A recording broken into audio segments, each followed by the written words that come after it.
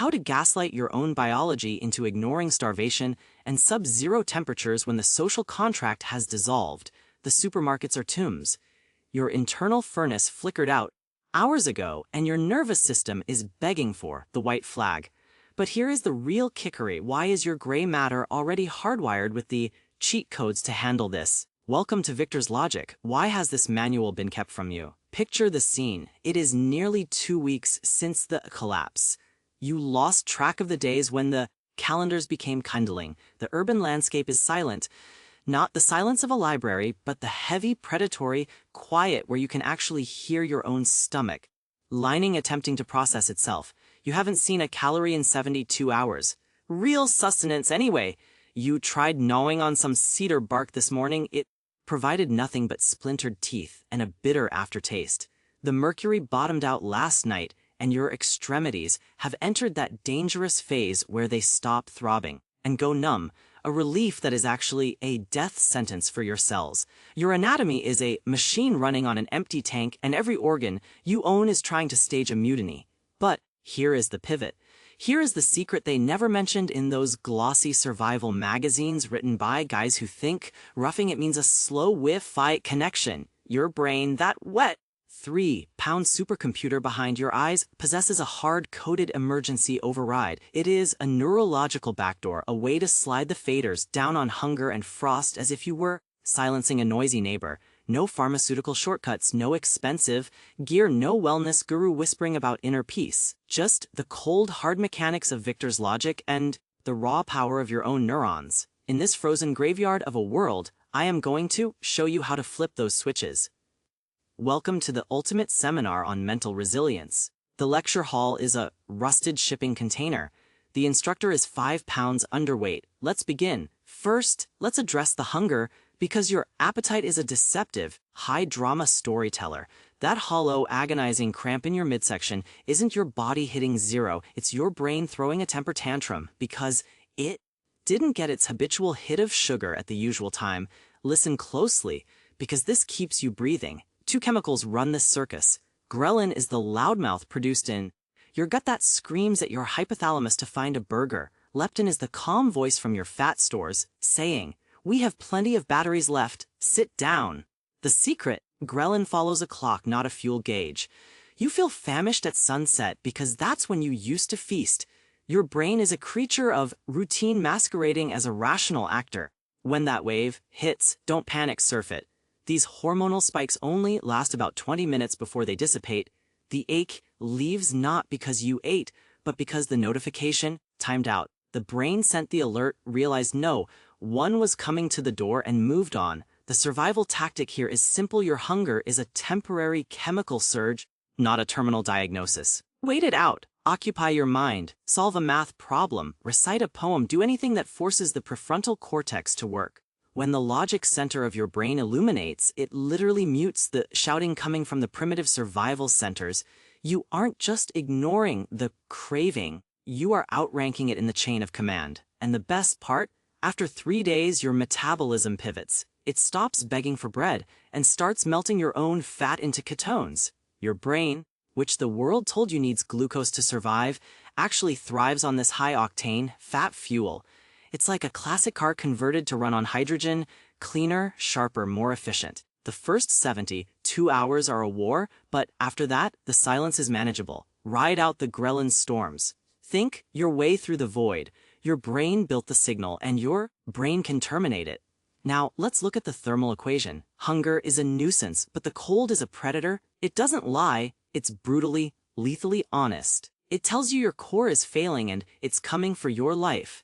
But your brain's initial reaction is often a total overreaction. When your skin detects a chill, the signal hits the amygdala, the brain's panic button. It dumps stress hormones into your blood, makes your heart race, and triggers violent shivering. Your mind screams that you are dying. But here is the truth hidden by Himalayan masters and elite divers: the panic consumes more energy than the cold itself. Let that sink in.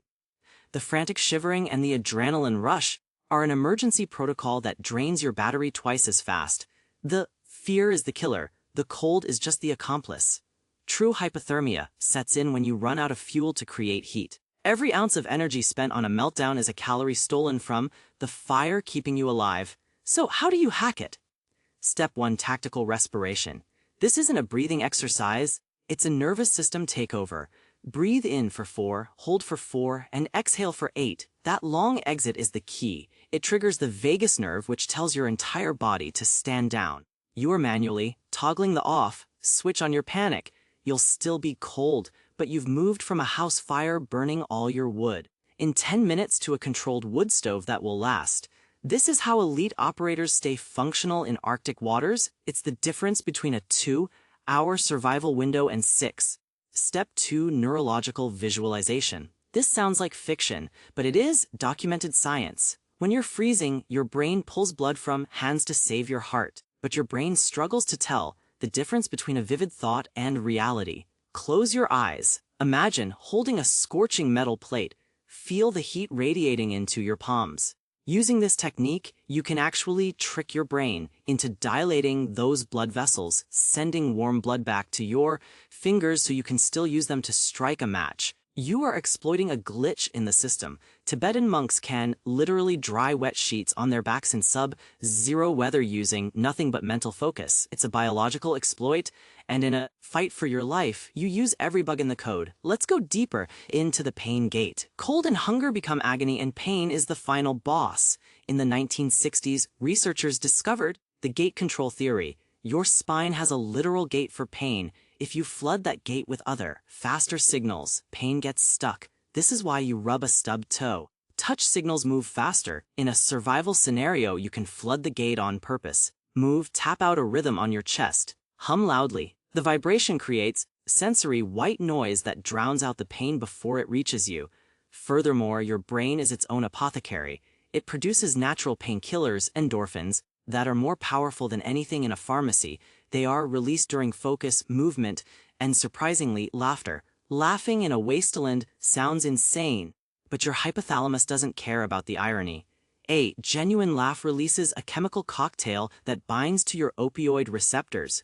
If you can find the dark humor in your predicament, you are literally medicating yourself.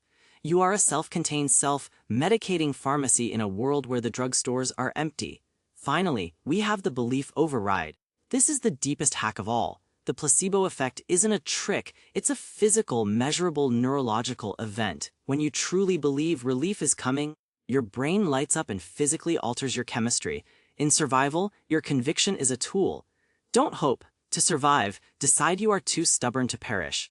This isn't about being positive, it's about neurochemistry. That certainty activates the prefrontal cortex and tells the rest of your brain to manage its resources differently. Research shows the winner isn't the strongest person, but the one with the most unwavering belief that the end hasn't arrived yet.